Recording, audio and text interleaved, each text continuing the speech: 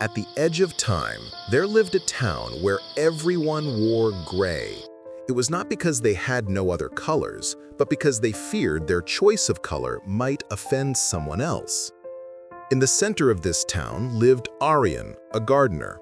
He was different, for he could grow flowers of impossible, vibrant color. His garden was the only splash of brilliance in the gray town. The townsfolk loved Arian, or rather, they loved his flowers. "Arian, my mother is ill," one would say. "Your blue irises would cheer her."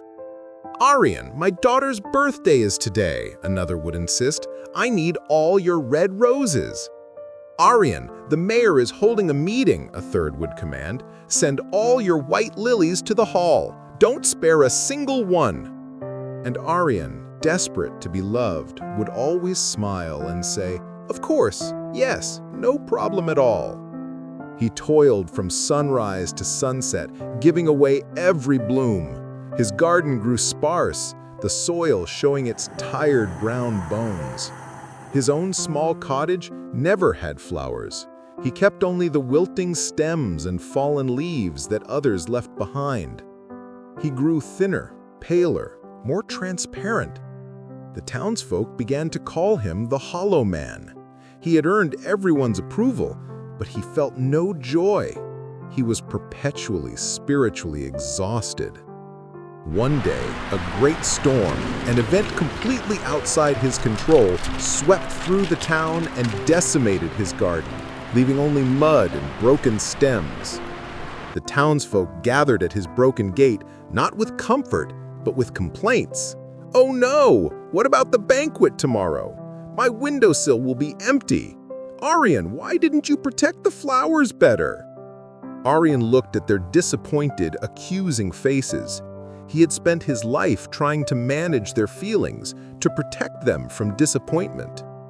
And in a blinding flash, he realized a terrible truth. He had been trying to be responsible for everyone's emotions, but he had never been responsible for his own garden. He felt dizzy.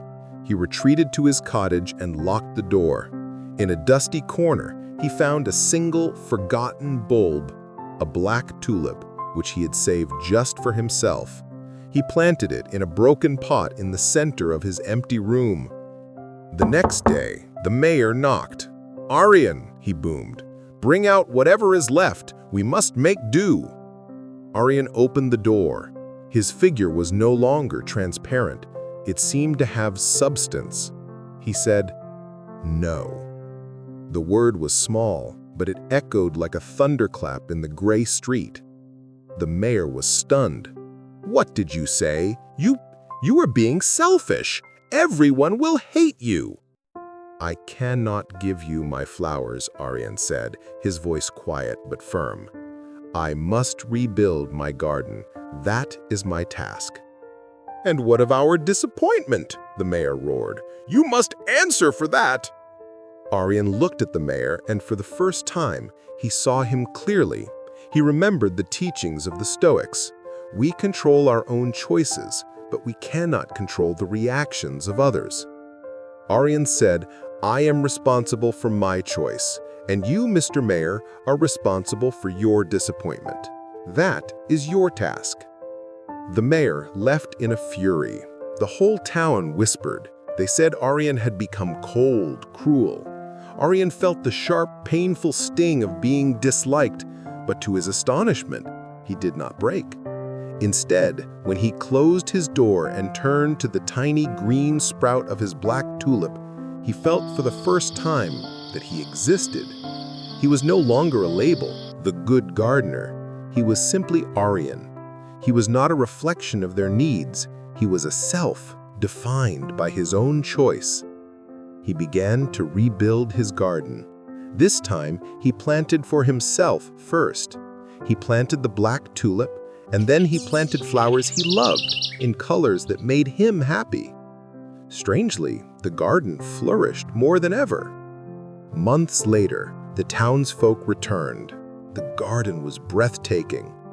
"May I buy a red rose?" asked a little girl, holding out a coin. She had never offered to buy one before. Arian smiled. "Of course.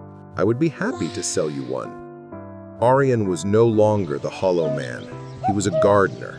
His refusal had not destroyed his relationships. It had built new ones, founded on truth and respect. He finally understood freedom is not about meeting everyone's expectations. It is the courage to define your own boundaries and to take sole responsibility for the flourishing of your own garden.